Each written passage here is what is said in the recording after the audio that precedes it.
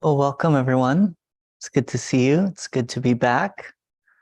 I was under the weather and feeling better, so happy to be here. So this is our last week, but we'll start like we've been starting for the last 5 weeks with a guided meditation, a body scan. So taking the time to settle in.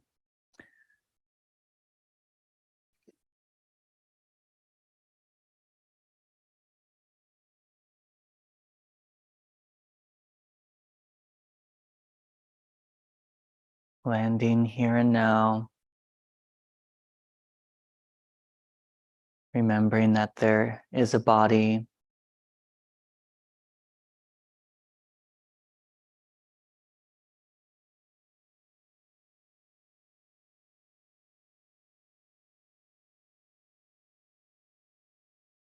and we'll begin by bringing attention to the top of the head and any sensations that we feel there. Maybe the weight of the hair or the touch of air on the scalp.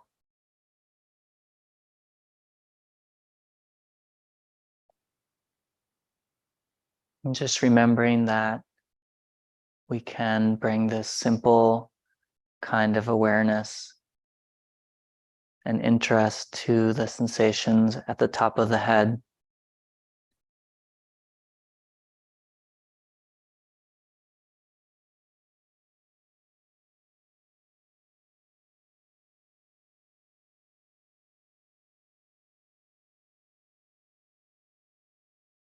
And now including the sensations moving down to include the sensations of the brow, the forehead, and also the back of the head, the upper part of the back of the head. So as if we're loosening a band, feeling a band of sensation around the upper part of the head, the forehead, and wrapping around.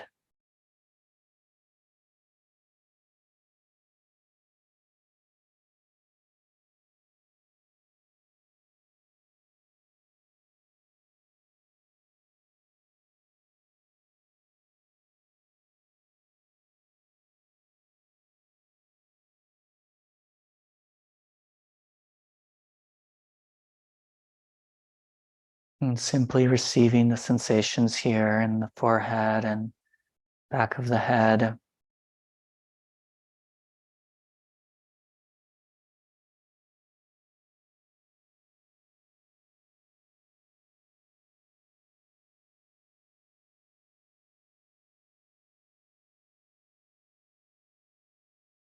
Whatever the sensations are like.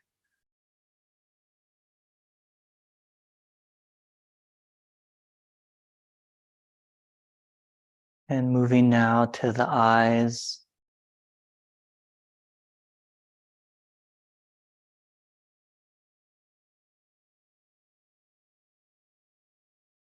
Moving this band down, including the back of the head again, and the ears,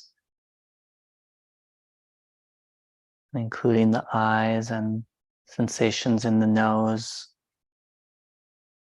this middle band of the head and face, whatever we feel here, receiving it.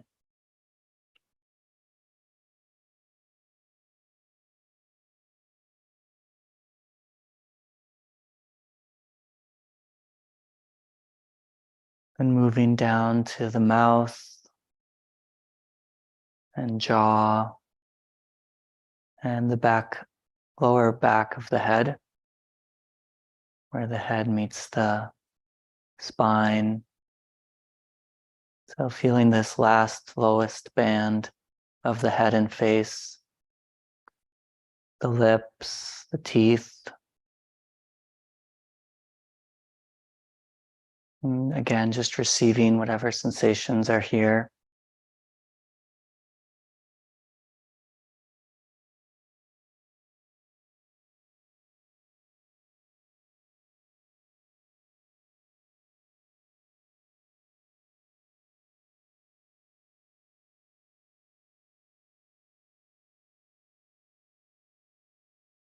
Moving now to the neck and throat. Again, simply receiving whatever sensations we notice as we move our attention here.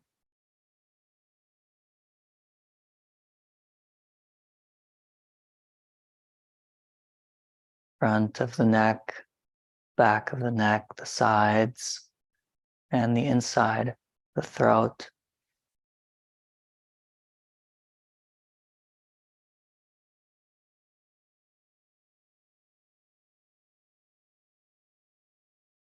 Moving down to the shoulders,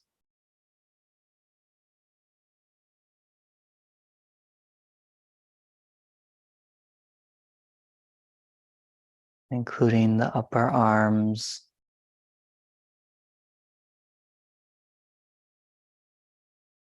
lower arms and hands.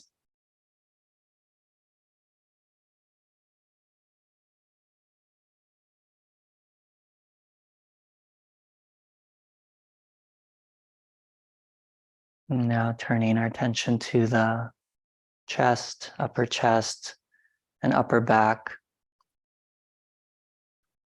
Receiving the sensations here, just as they are.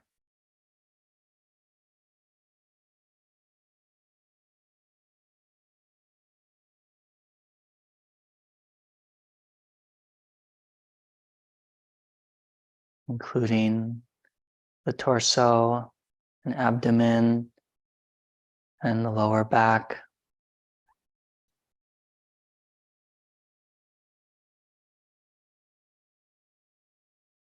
The sides of the torso.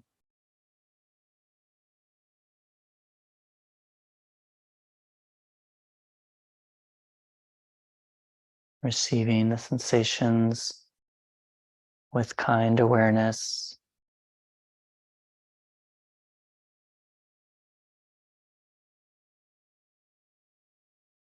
Now noticing the whole pelvic region, the sits bones, making contact with the chair cushion.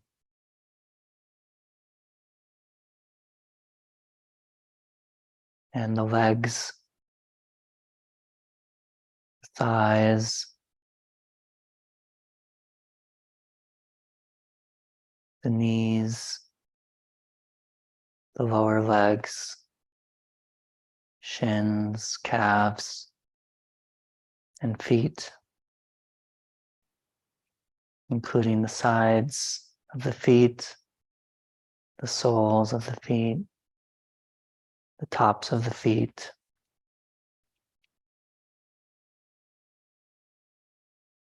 the heels.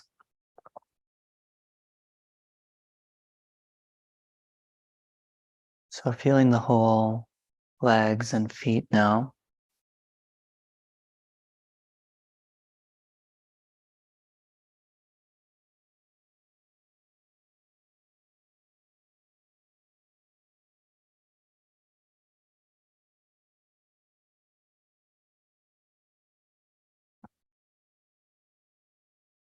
And now including the whole of the body in our awareness. A sense of the uprightness, the solidity, and whatever sensations are present as we feel the whole body. And bringing an attitude of kindness to this body just as it is right now.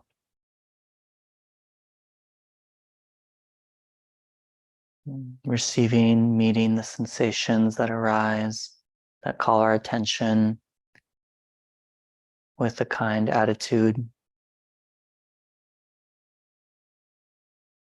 Wishing the body well.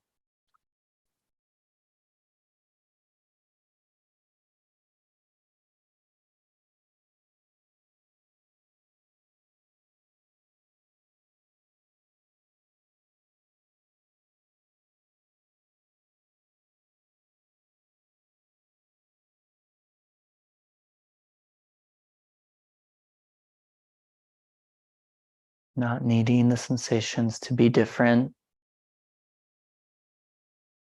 practicing accepting as best we can, and simply receiving the sensations that are present.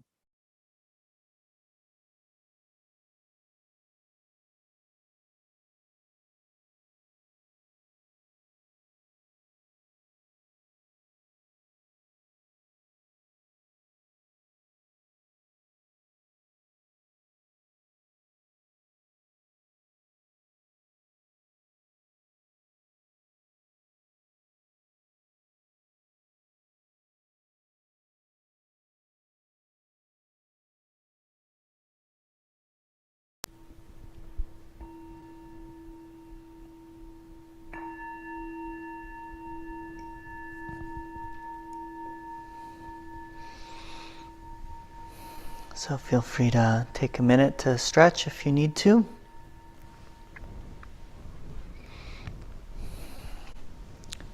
Welcome again. Happy to be here with everyone.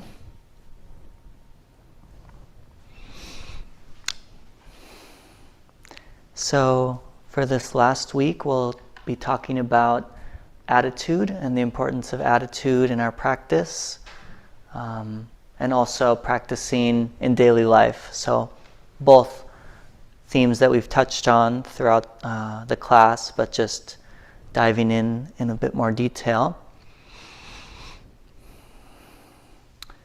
And in the guided meditation, I was trying to drop in a little bit of the attitude of goodwill, of loving kindness. Metta is the word in Pali. And this is really one of the foundational teachings when it comes to attitude, and the Buddha really stressed it as a really functional, really helpful attitude that we can consciously bear in mind, that we can remember to bring to our experience. And it's not rocket science, we probably all, if we were just to think about it or reflect for a second, intellectually we understand, goodwill, kindness, it's a good thing. But I think it's different knowing that intellectually and really exploring it in our own experience. And I think often when we talk about kindness, or when we hear it talked about, or when we, growing up in kindergarten, wherever, got instructed around kindness, it's often, in that kind of form of maybe a virtue or a should, something that you should do. But the emphasis from the Buddha is that it is something you should do, but it's not just something you should do to be good, but because of the effect that it has on our minds. And it's talked about as a liberation of the mind, because in moments when our mind is dwelling with goodwill or kindness, or however we might want to, whatever word we might want to use, but that experience of warmth or wishing well to ourselves or to others, the mind is temporarily liberated from all forms of ill will, of fear, feeling of disconnection, whatever it might be, aversion, anger. So it's really a beautiful mind state, and healing and functional. We may not always think that, but I think too, if we reflect, the problems that arise for us in our life, even if it's just in our own mind, but also in our relationships from ill will, from wishing ill for ourselves or for others, and just the suffering of that. It's I think pretty clear when we look at it with mindfulness that it's suffering. Yeah, and the Buddha stressed this with just a lot of different ways of talking about it and teaching about it.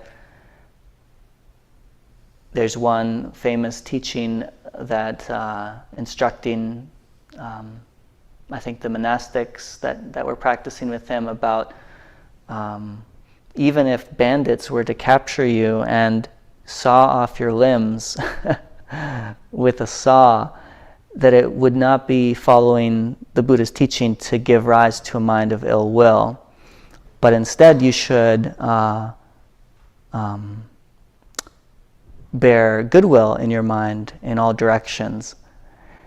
And I think the teaching, I think the Buddha would often make these kind of extreme examples. And for me, what that teaching means is not that it's okay to cause harm, to saw anyone's limbs off, or that, that in that situation someone shouldn't protect themselves. And actually, I learned recently that in the Vinaya, which is the code for monks, kind of their rules of conduct, that they are allowed to strike or defend themselves physically, but only if they have a mind of goodwill.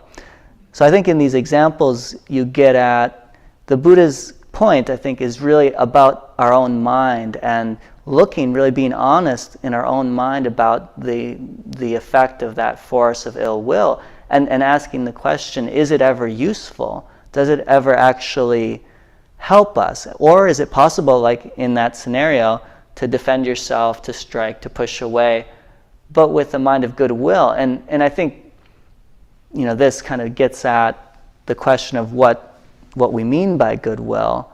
And one teacher in California, a Buddhist monk, Thanissaro Bhikkhu,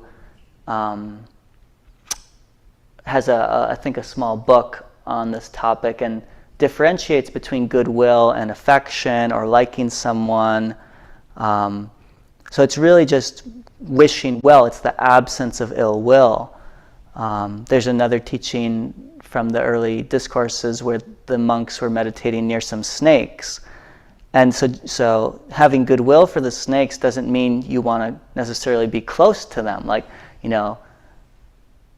So there's a little phrase about, may the snakes be well, may they depart.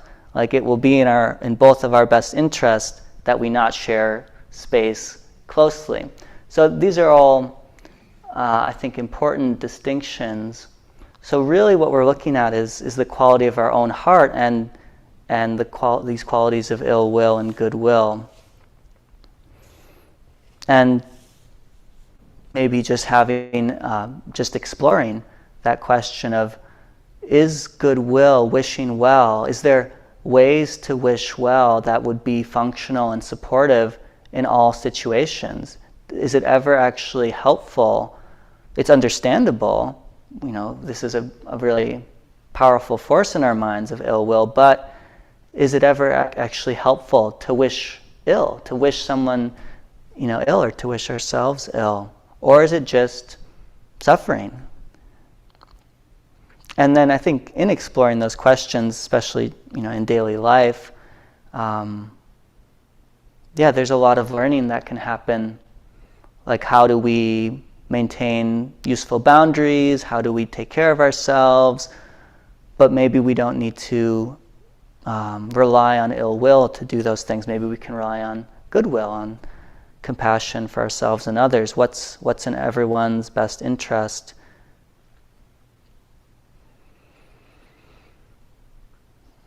And then in our meditation practice, it's also a really useful contemplation. We've been talking about the importance of attitude just in, doing our own meditation practice, and how the quality of awareness, we can be aware of any attitude that's also coloring that awareness. So we're being aware of physical sensations or breathing, and we can ask, what's the attitude in the mind? Maybe there's some impatience, wanting something to happen, which would be maybe in the category of greed. Maybe there's not liking because there's physical pain. And so there's just that really natural attitude of not liking, but we can understand that maybe as a form of aversion, pushing away, resisting, that maybe isn't helpful. And again, it's totally natural and understandable, but in our own meditation practice, when there's unpleasantness, like we've talked about, I think, several times in the class around physical pain or mental pain, we can learn a lot in meditation practice, because you sit long enough and you will experience pain of like, well, does resisting this, does tensing around it help, or does it just make it stronger? And does relaxing around it, softening around it, bringing kindness to it, exploring an attitude of acceptance, does that change even how we perceive what we're calling pain? What is the experience of pain without mental resistance?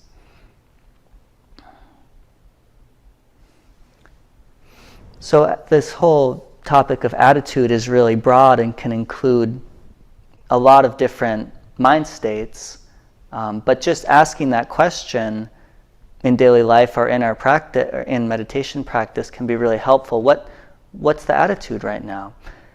Because we might notice in that, when we ask that, some attitude that has been operating but we weren't aware of, because attitudes, that's sort of their nature, is sort of they're the filters that we see through.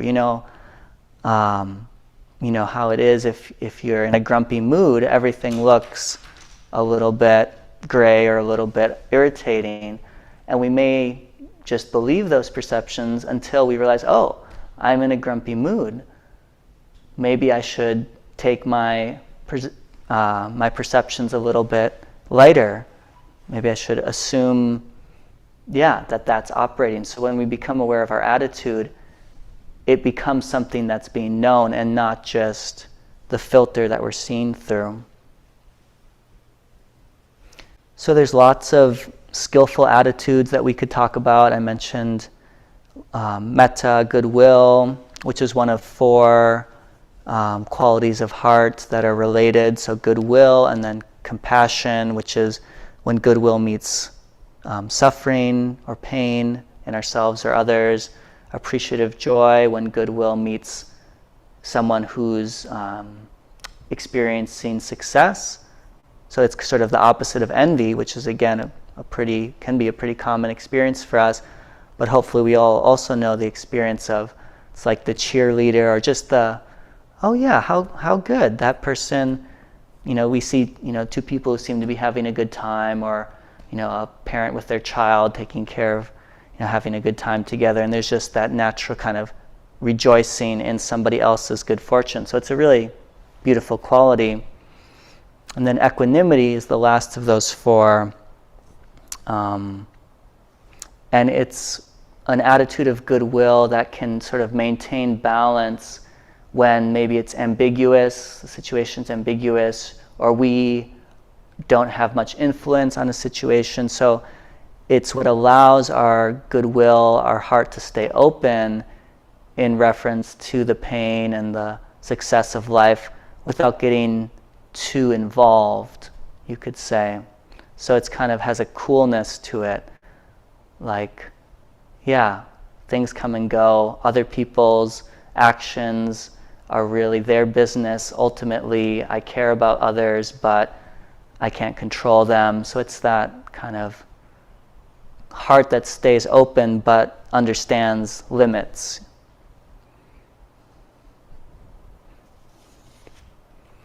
And a lot of other skillful attitudes, we could say, that sort of come out of non-aversion, non-greed, like humility, contentment, gratitude, patience, gentleness, an interest in non-harming.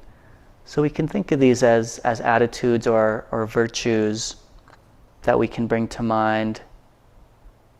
And often these can be relevant when we're experiencing difficulty or suffering or stress. Again, in a subtle way in our meditation, some form of striving, struggling, or in daily life, we could ask, what attitude might be supportive here? So I might say a little bit more about virtue or skillful attitudes in regards to daily life later. But For now, Mark's going to lead us in a guided metta meditation. Yes, it might be good for people to take a moment to stand or whatever you do, so you be comfortable sitting for about 30 minutes.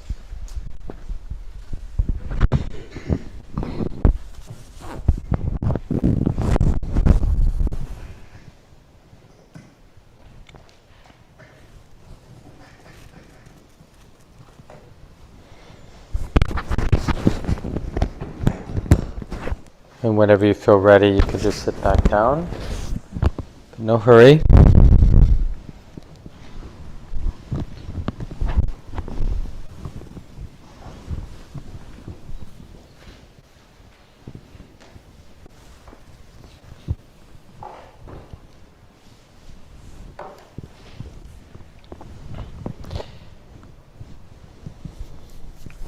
And as Gabe mentioned, it's really good not to feel caught or stuck with the mood or the attitude that happens to be present in the mind at any given time, because there's ways, just according to how we show up in the moment, we can really support a wholesome, beautiful attitude coming in.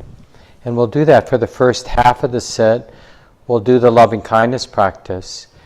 And it's basically the mindfulness object. We're keeping in mind the attitude of loving kindness. And I'll explain how we do that in just a moment.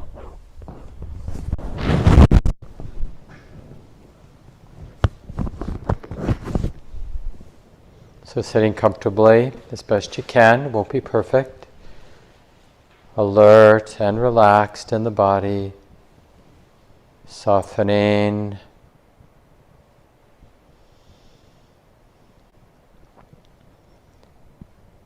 And you could just follow the contemplation that I'll say out loud. You can just do in your own subjective space of your own body-mind. So often, traditionally, we bring our own life to mind. And we can just start by bringing to mind our body sitting here, kind of the workhorse of our life. And realizing something simple, which is that I care about this body. Right now, I care enough to be close to the experience of the body, and care enough to feel whatever I'm feeling in the body.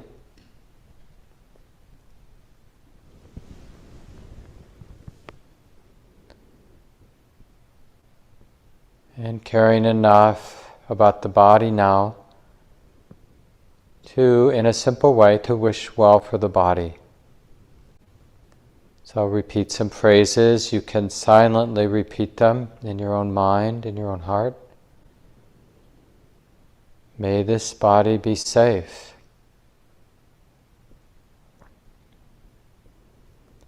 May the deepest wisdom and love protect this body always.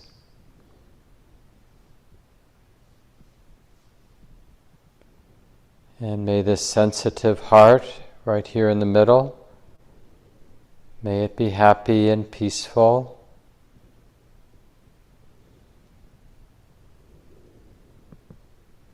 May I be healthy. May I take care of this life with ease. No matter the particular conditions, circumstances, may I take care of this life with ease. So we're using the mind, the heart's relationship to the body to arouse this attitude of kindness. I care about this life, caring enough right now to be close, feeling the body, sensing the sensitive heart right here, right in the middle. And caring enough right now about my life to wish well. May I be safe in all ways. And may the deepest wisdom and love protect me always. May my heart be happy and peaceful.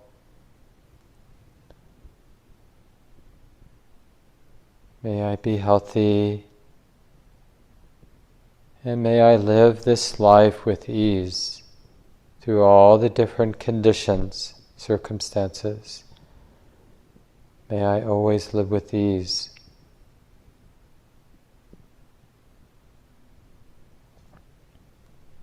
And then now on your own, using the phrases that I've suggested or coming up with some simple wish for yourself,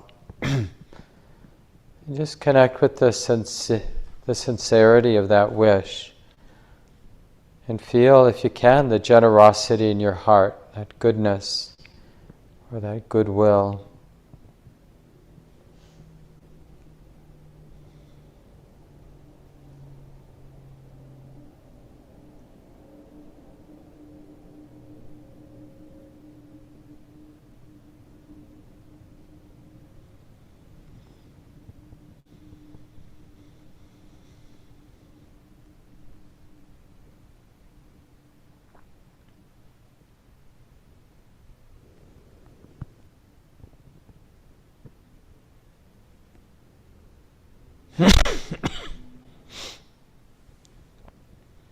Just keeping the attitude of loving kindness in mind.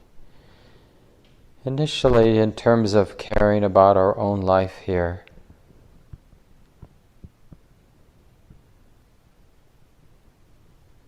Like a warm and generous smile toward ourselves. I care about this life, this heart. May wisdom and love protect me always. May I be happy and peaceful, taking care of this life with ease.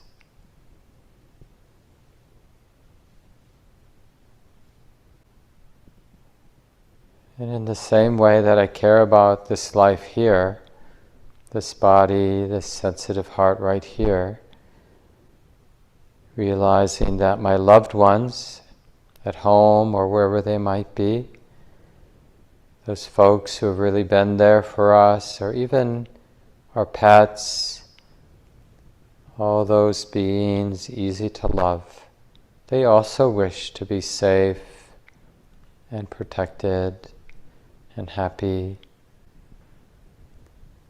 So may you also be safe in all ways, and may wisdom and love protect you.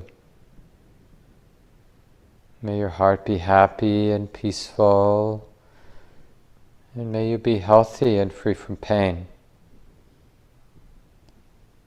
And may you live your life with ease through all the twists and turns, all the conditions you face. May you always live with ease, the ease of well-being.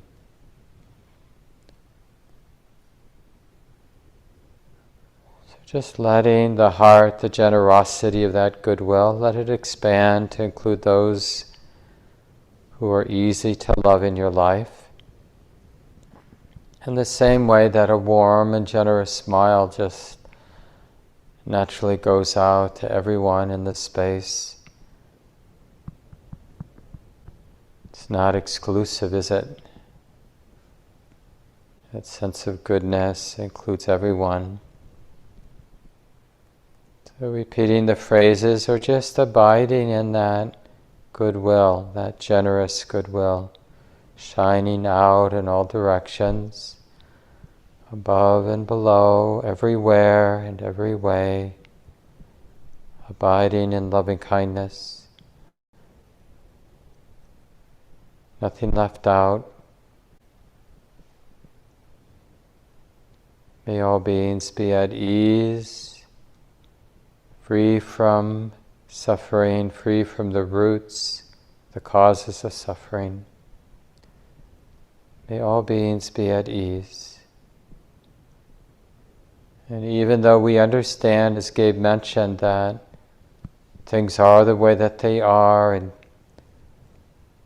what happens to other people, other beings, really has to do with so many different causes and conditions. But still, the goodness in my heart wishes well. May all beings be at ease. May all beings be happy and peaceful. May all beings experience that deep well-being, free from suffering.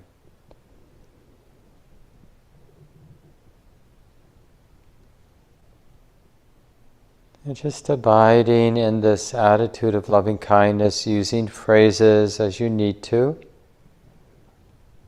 But you can also just abide in the silence of that goodness, the generosity of loving kindness as it shines out in these ordinary ways in all directions.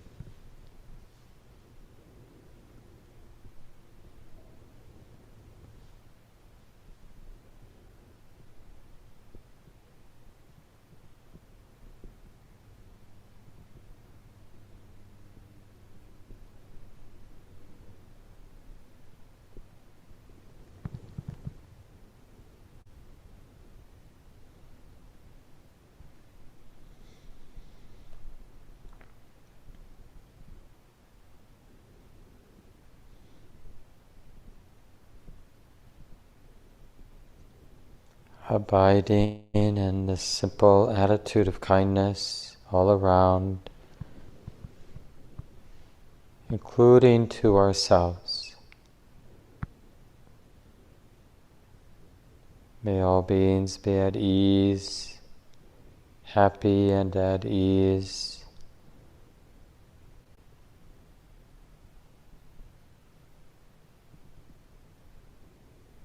And we just begin to transition to our awareness practice, but we don't have to lose that friendly, generous quality of goodwill. As we feel the body sitting, feeling the breath coming and going as it does. Now with this attitude of kindness, really supports the continuity of present moment awareness. The metta really knows how to include the way it is. Breathing in, sensitive to the whole body. Breathing out, sensitive to the whole body. And even as distractions arise, you notice the thinking mind planning or doing whatever it's doing. Just notice how you can have a friendly attitude about the so-called distraction. Oh yeah, this is what the mind does sometimes. It thinks, I care about that. feels like this now. Right here, feeling the body and beginning again. Breathing in, experiencing, sensing the whole body. While breathing out, sensing, feeling the whole body. And you can just find ways to keep that simple quality of well-being, that inclusive well-being in mind. So we're really integrating the awareness practice with the attitude of loving kindness, metta. And always be willing to begin again in that friendly way. No need for frustration or ill will. And let's continue in silence for the next 15 minutes or so. Just do the best you can. Begin again and again as needed, and let that be good enough.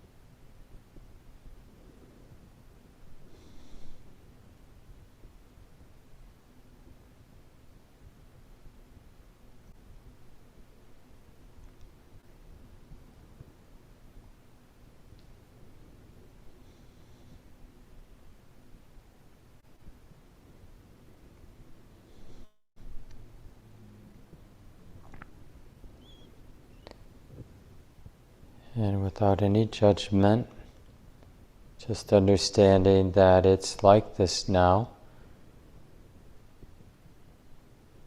And realizing that we can be relating to this moment, the conditions as they are, with kindness or goodwill. Oh yeah, sometimes it's like this, feels like this. And let's take these last few minutes of our sit, let the eyes open if they've been closed. But just gazing down toward the floor in front of us, so we're not looking around, sitting in a relaxed way as best we can. And realizing that this body and mind, this life is really sensitive. It all feels like this now.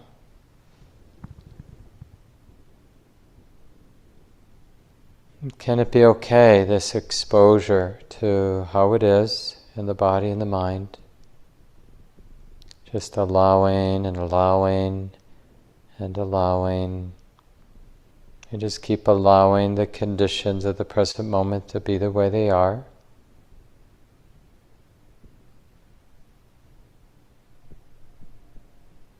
Is there a way to be present without needing to be in conflict with anything?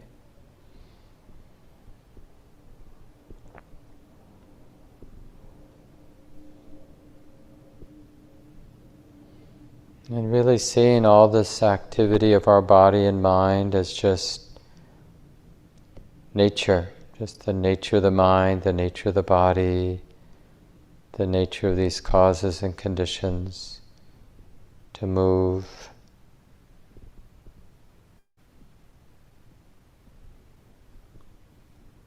And maybe sensing the peace of just letting everything be the way it is.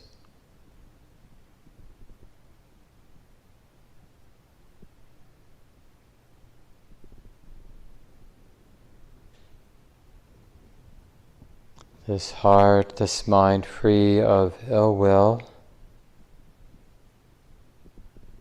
free of hatred,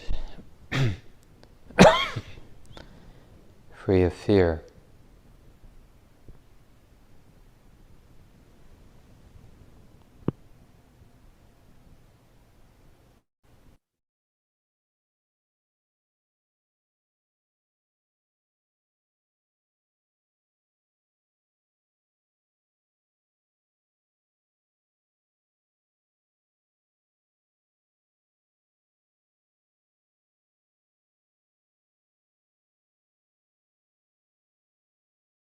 And again, we take a little time. Listen to our body stretch in a way that feels good. And even this movement, right? This is the truth, that even this movement can have that flavor of goodwill or friendliness. We don't have to be angry at ourselves or angry at the body. And kind of sounds a little silly to say this, but as Gabe mentioned this last week, we often talk about practice in daily life. And I don't know how long ago it was, but it's been a while, but I had been practicing for a long time when I noticed the hostility of brushing my teeth. I was either oblivious, but when I became aware, I realized that there was a real edge in just the unconscious attitude, like at war with the teeth, or hopefully at war with what was on the surface of the teeth. But in any case, just the negative attitude, the attitude of irritation or whatever, is just totally, like Gabe was saying, it just isn't helpful in any way. It isn't functional. Kindness is functional. It's not like a should, it's just like, oh yeah, it's just a practical, functional way to be a human being, to be friendly. And like Gabe was saying with the examples he gave, as extreme as they were, but It's like we can take care of business without throwing anybody out of our heart. We can still get ourselves through a divorce without throwing the other person out of our heart. I mean, it's totally understandable we might want to because we're hurt, but we know how to be with that hurt without having to blame the other person. Oh yeah, I'm really feeling this hurt. I feel betrayed, I feel whatever I feel, and I care about that yucky, terrible feeling. Care enough to stay close as best I can, and I care enough to wish myself well. May real wisdom and love help me through this, help me with this. May this heart be at ease with these conditions. And that attitude of kindness really helps stabilize ourselves. It's really a functional way to deal with the pain in life, the unavoidable pain in life. And as Gabe and I have been saying these last weeks, being our last class especially, we learn a lot from hearing from each other. Maybe some of you experimented with loving kindness practice at home, formally in a sitting period, or informally just as you were going about your day. It'd be nice to hear your learnings, what you learned, what was hard about it. Yeah, questions that might be emerging. So let's just start there with the attitude of loving kindness or metta, friendliness. Any questions, comments? Online, you can just unmute yourself and we'll amplify you so everyone in the room can hear you. People in the room, you can sit up here, or if you don't feel comfortable doing that, I'll just do my best to repeat your comment or your question. Yeah, questions about our loving kindness practice that we introduced, that we do usually the first Friday of the month here at the center. So it's a drop-in program, 7 to 8:30. So it was just last Friday we had it. And I usually lead that and alternate with another one of our teachers, Stacy McClendon. And that's both in person and online. Yeah, anything come to mind? Mistrust? Yeah, please. Do you mind coming up front?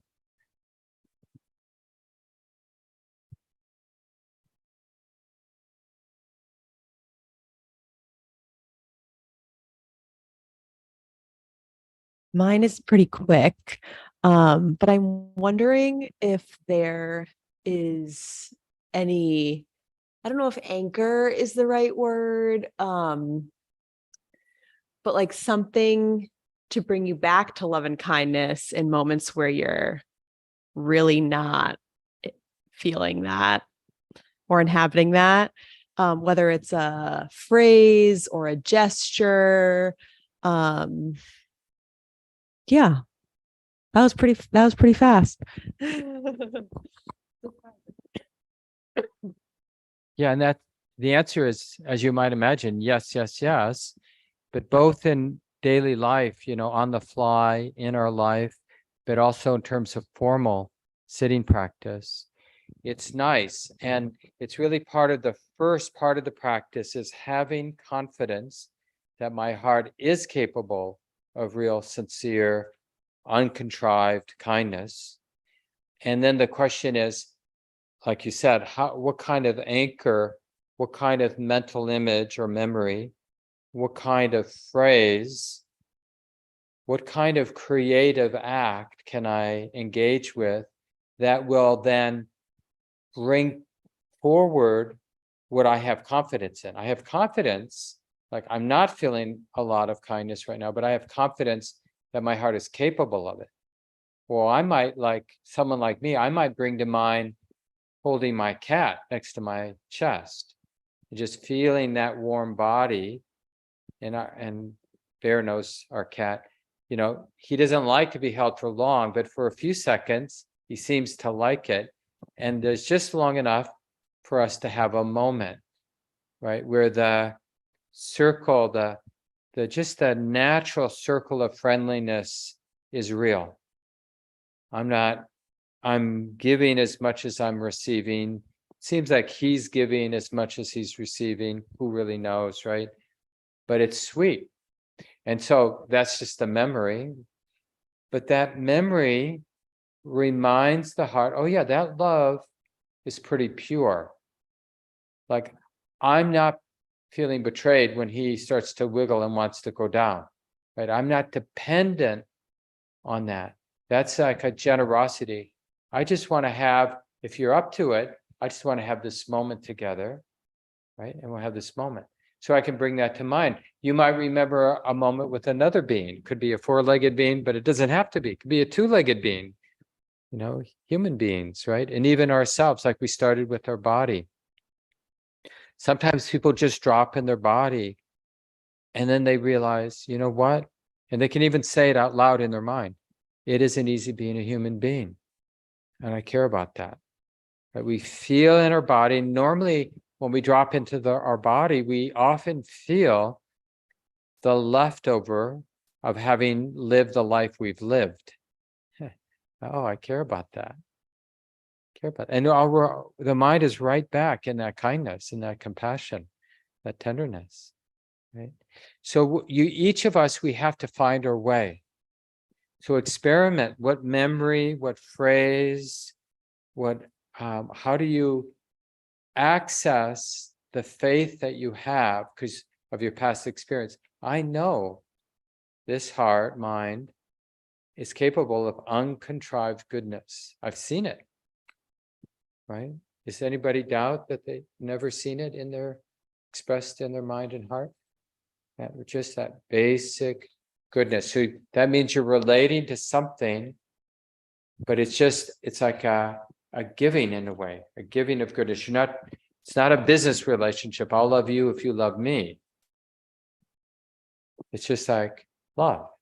And one of the characteristics of metta, that spiritual love, that basic goodness, is that it just naturally will want eventually to spill over. Like you might see something, you're walking in your neighborhood and you see whatever it is, two puppies playing with each other. I mean, just something stereotypic that evokes that kind of love. But then all of a sudden, you start loving the trees and the person who's walking down the street who seems to be in a bad mood. It's like, it's contagious, isn't it? Because love, that metta, that spiritual love, it's really, it has a tendency to radiate, expand out, to be more and more inclusive. That's how you know you're tapping into it. Yeah. So, anybody have another comment or question Gabe will respond to? Yeah. Do you mind coming up? Thanks.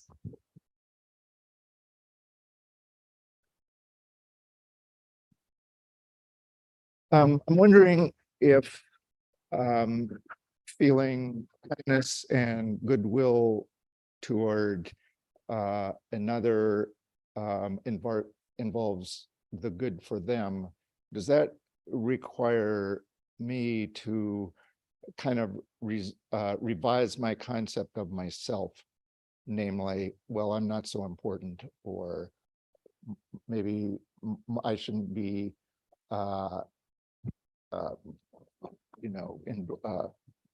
putting my good on somebody else's. And does it mean that I need to subordinate my goods to somebody else, or does loving kindness involve revising my concept of myself and not being as self-centered as I might normally be?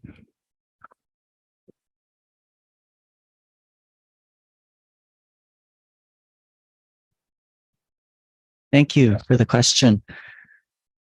I think it's a really important question, because I think we can have that idea that sort of happiness is a zero-sum equation, and like there's only so much happiness to go around. So if I'm kind to someone else, then it's at the expense of myself. But I don't think it works that way. And that's great. It's good news. And we've probably all had that experience, like of being kind, or even maybe it's not even right to say being kind, but just kindness happening for whatever reason. Maybe we're just in a good mood and we just find ourselves being kind, being generous, taking an extra second, offering something, and we find it makes us really happy to do that, and it makes the other person happy. So this is it does challenge some that idea that we can have, that there's only so much happiness to go around. And on the other hand, I think it does there is a way in which it does, I think, cause us to maybe revise and review those ideas that we may have about even what happiness is and where it comes from. If we think happiness comes from, just kind of really being completely self-centered and focused on my own kind of well-being and always looking out, for every kind of advantage I can have over others, then I think, it does require a revision of that, because if we're mindful, we'll see that that very attitude of just, it's me against the world is already suffering. So even if we succeed in having some success or whatever, but at the expense of others, it's not going to be as satisfying as a happiness that includes both our well-being and that of others. And that's really kind of what the Buddha said was the best attitude to have in terms of caring, that it's best to care both about ourselves and others. So it's that question that the Buddha often would encourage his followers to ask about our actions. What is the effect it's going to have on my well-being and on the well-being of others? So it's really an inclusive kind of attitude that we're encouraged to have, one that wishes well both for ourselves and others. And then that's a really interesting and creative question, like what kind of happiness, what kind of actions, what kind of intentions are for both for my well-being and for the well-being of others. And that's where I think some of these qualities like goodwill, we can see for ourselves, oh, actually, it is for my own well-being and for the well-being of others. To have goodwill in my heart makes my own heart an easier place to live, and it makes me an easier person for other people to be around. And I think we find the same is true for a lot of other wholesome qualities. So it's an inclusive kind of intention, that intention of goodwill. It's really in all directions is the idea. But, it may take some investigation and some trial and error and some kind of, potential coming up against those places where we maybe assume that, or where we feel scarcity, where we feel like, oh no, and it's interesting because we can kind of err on both sides sometimes, like, well, goodwill must mean that I sacrifice what's good for me and put others above me. But that also could be a form of ill will towards ourselves. Like, I'm less important than others. But what kind of, what's like, just to ask the question, what action in this situation would be taking into account both my well-being and the well-being of others? One last maybe comment on this is, at the same time as, that's our intention, because really goodwill is about the intention in our hearts and minds. It's about the freedom of heart when we don't have ill will towards anyone, when we're not justifying that.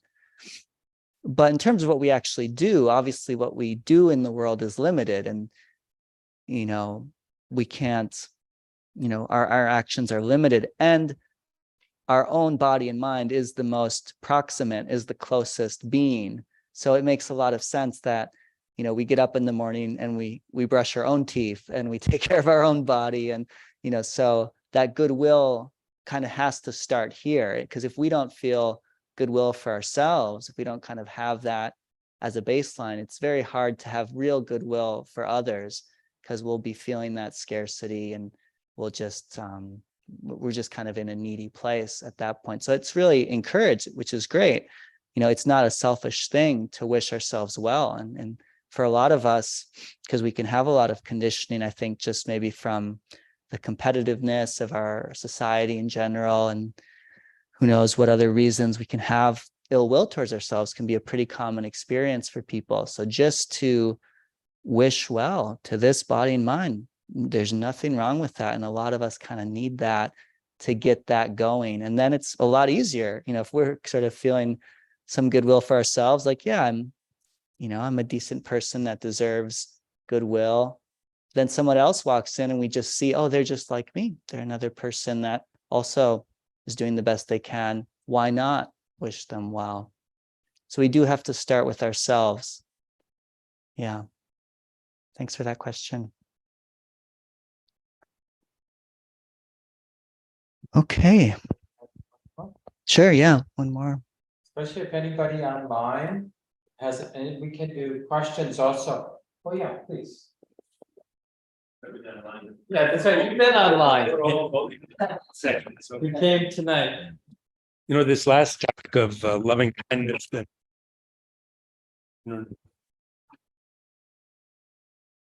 thinking of it as zero-sum game. And we talked about people thinking of life as a zero-sum game, and instead we should look at loving kindness. I could say that part's been easy for me, and it sounds like I'm really boasting after my first week in a meditation class. What I'm really stuck on is stuff at the beginning of clearing the mind. It's been a battle all these 6 weeks of just the racing thoughts of what happened before today and what I'm thinking about for later. But about loving kindness, I'm constantly, like when driving, I'd like nothing better than to see someone, you're strangers in a car, safe, you don't owe each other anything, doing a favor for somebody, stopping to let someone in, which is a rarity around here. I'm from New York. Minnesota is very passive aggressive. And, I just think of, adding to the goodwill in the world, even if somebody's supposed to do that, that you let them in and you owe them nothing. I like that. Of course, if they're supposed to wave and acknowledge it, if they don't, I'll curse at them under my breath. But so, in a way, I'm more advanced than I thought. That the loving kindness doesn't seem that difficult to me. It's the only way. It only makes sense, right? But the basics of trying to just clear my mind, I haven't made much progress. Comments. And of course, loving kindness can be a way to clear the mind because it's subtle generally, but we can make it a little bit more accessible by using, the memories and the phrases, articulating it in a way that doesn't make it sentimental or contrived. So we have to find our own way. But the thing is about working with an attitude as part of your practice, your basic mindfulness practice. Even like, remember during the longer sits each week during the class, sometimes Gabe and I would recommend, you can use a phrase, sitting is being known, or breathing in, while we're breathing in, we can say, oh, knowing. And while we're breathing out, letting the breath be, letting the body be. So there are ways to bring in skillful thoughts so that the skillful thought keeps the present moment in mind. Because in a way, metta practice is also about being present. We're just being present with the attitude of loving kindness. And even if we have a lot of those racing thoughts, like I could imagine from what you shared, that even if someone who you let in on the highway and then they didn't acknowledge it, and then you were mumbling under your breath, or what the hell with that person, they didn't even acknowledge it. I can imagine that friendliness would see that too. Oh yeah, you're just mumbling under your breath, you big bully you. Or, that kind of friendliness, even with patterns of judgment, patterns of irritation, or whatever it might be. Because remember, it's very easy for us to interpret both the awareness practices that Gabe and I have been teaching and the loving kindness practice that we just introduced a little bit last week, but mostly tonight, as some sort of control thing. We're trying to control this wild mind of ours, this sort of unruly teenage heart and mind that we have, and we're going to send it to the military to learn some discipline, and finally once and for all be a workable mind. And that's the wrong attitude. It's really more about, like, if we're going to use a metaphor, like a garden, or like how we harmonize with nature, not at war with it. And we're in it for the long haul. And the best way, like if you're going to be a gardener, is to have a friendly relationship to the whole shebang of it, not like at war with the weeds. It doesn't really work. I mean, what it does, of course, is it leads to frustration and stress.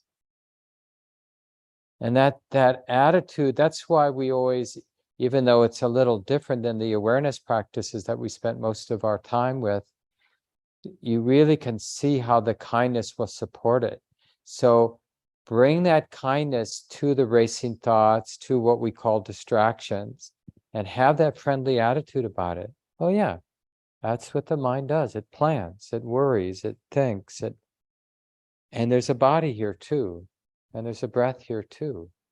And like, instead of starting over being something we do so we can get back to our practice, starting over really is the practice. That's a big part of the practice. Gabe is going to share some more thoughts about taking the practice into our daily lives.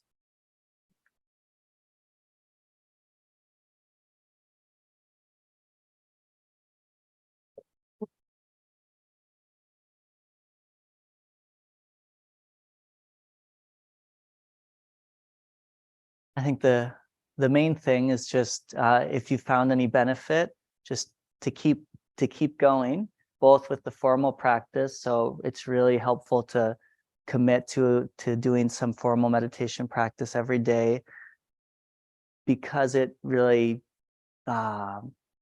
strengthens that intention and makes it more likely we'll remember for the rest of the day, and just is just a nice touch point. It's like everything else we do in our life that's important. We commit to it and we set time aside for it. If we want to get better at rock climbing, we go to the gym every week or whatever it is. So just, if we've sensed the value of this practice and maybe have some sense of the ongoing value, the deepening value, the liberating potential in our lives of increasing awareness and kindness, then the formal practice, having time for that every day. And then throughout the day, just making it part of our, you could say, lifestyle. It's kind of can be a secret identity. Like not everyone has to know, but we can get up in the morning and it can be our priority. Like, today is another day to practice mindfulness and kindness, and I have all day to do it. And all sorts of challenges that will make it interesting. So just that intention that it's really can, if we value it, to really make it part of our life. And Mark might say a little bit more about the center, because what really helps too is community. I'm sure we all felt that in this class, just to have a community to practice with.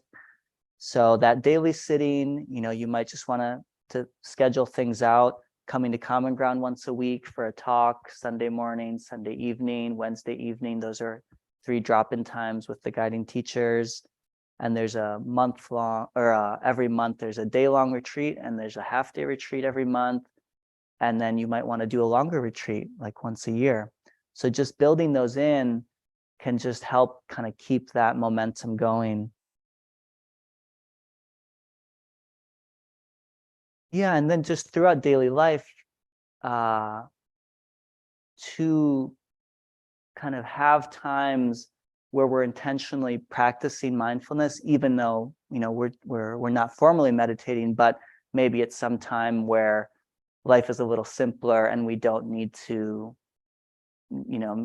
make it more complicated, like doing the dishes or cooking or driving or just walking from one place to the other. So these places where we can sort of, oh yeah, this is the time where I could do what I'm doing, but maybe it doesn't involve a lot of thinking. So, it's a time where we can just do what we're doing. And so kind of simplifying in that way can be helpful at times, not having the radio on just for whatever that period is. And that's helpful, I think, in a couple ways. We might assume that we don't have access to the same kind of collectedness of mind and just the joy of being present in daily life, because we might assume, well, no, my daily life is just one long kind of frenzy of activity. But we might actually find that there are these moments that are more amenable to being present, and it's just a matter of remembering it and doing it and simplifying enough so that it, we're doing what we're doing, we're cooking or we're walking or driving, so we're still doing that and have to pay attention, but there's also this intention, well, and also this is my secret mindfulness practice time, and we're just being aware as we're doing whatever we're doing, noticing what we notice in the body and the mind. So those can be really helpful to realize that it is possible to be aware and to have the same kind of prioritizing and intention to be aware, not just when we're meditating.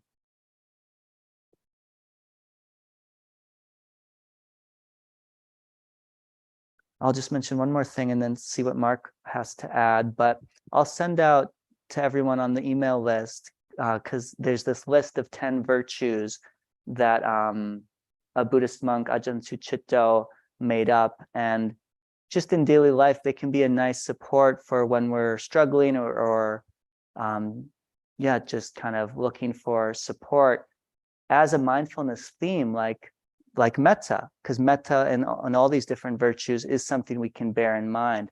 What would goodwill look like as I live my day today? So there's these 10 cards with these 10 virtues, and I'll send them out because I found them very helpful just for that daily life practice, to keep a wholesome intention in mind as I live my day, interact with people and so on. I'll see what Mark wants to add.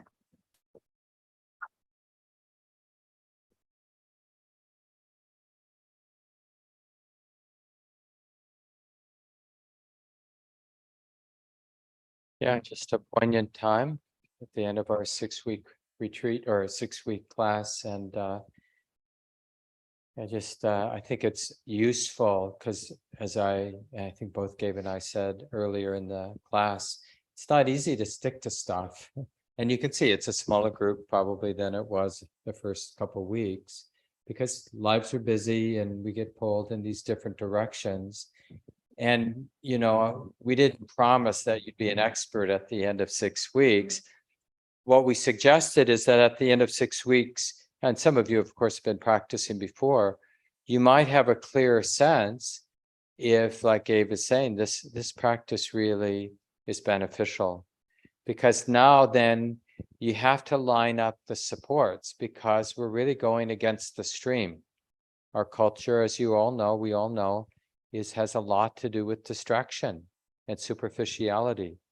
So having friendships, having a place, and there are other nice Buddhist meditation centers in the Twin Cities for those of you in town. And for those of you outside of Minneapolis, if you like this style of practice, you might Google insight meditation or Vipassana meditation, and then the name of your town, to see what might be going on in that area. It's more and more in most bigger places, bigger cities. You can find something, a sitting group. It may not be an established center like we have in Minneapolis. But like Gabe said, community is really important. And all of you, I think, I don't know if I mentioned this, but, for 30 years now, Common Ground's been around 30 years. We've offered all the programs freely. And the idea, the hard part actually, is to receive the class as a free gift, no strings attached. And that's how it works. And that's the hard part. And when you get good at receiving as a free gift, because community members previously have donated, that's why we have a building. That's why we have a retreat center in Western Wisconsin. That's why everything can be offered freely. We have paid staff and the teachers get support for our livelihood. And that happens because people have been generous. And so we have to receive that generosity. It should, until it actually makes us happy, not guilty, right? And then at some point you might want to give back because it makes you happy to support something that you care about. Then give in a way that makes you happy. Some people don't have money. Some people have a lot of money. So it's going to really be different for each of us, what you give back. But somehow, amazingly, it works. You know, we have a budget like any nonprofit our size, you know, about $400,000 a year. We're a pretty frugal organization, and it just happens. So if you have specific questions, just connect with me or the office, and we'll answer them. And, you know, here there's a credit card reader out there in the lobby in a bowl. You can put a check in or something like that. But really, it's just up to you. Now, for this class, when we have like a teacher like Gabe, because Shelley Graff, the other guiding teacher, myself, we're supported by the board. Once a year, the board looks at all the generosity, the money that's come in, and they assign a certain amount so that we'll, over the next 12 months, receive kind of like a salary, but it's really based on the generosity from the previous year. But other teachers like Gabe here, he gets 2/3, or we'll split 2/3 of the generosity, the support that comes in from this class. So if you give later, but it's related to this class, just mention the fall intro class. And that way Gabe will get a portion of that for his livelihood. Great, so nice being with everybody. So glad you stuck it out. And just find a way, get on the weekly email list. We send out one email a week. You can, if you go under community on our website, one of the main menu items, one of the drop down there will be sign up for the weekly email. And then you'll hear about programs. Otherwise, just check the website. On the website, you see the public calendar. All the programs are listed there. And Gabe went through them already. But just contact the office if you have any questions about that. And almost all of our programs are both online and in person now. So, you know, you'll find something that works for you, hopefully, or at another Buddhist meditation center. Thanks again, everyone. Nice to be here with you all. And thanks, Gabe, to join me.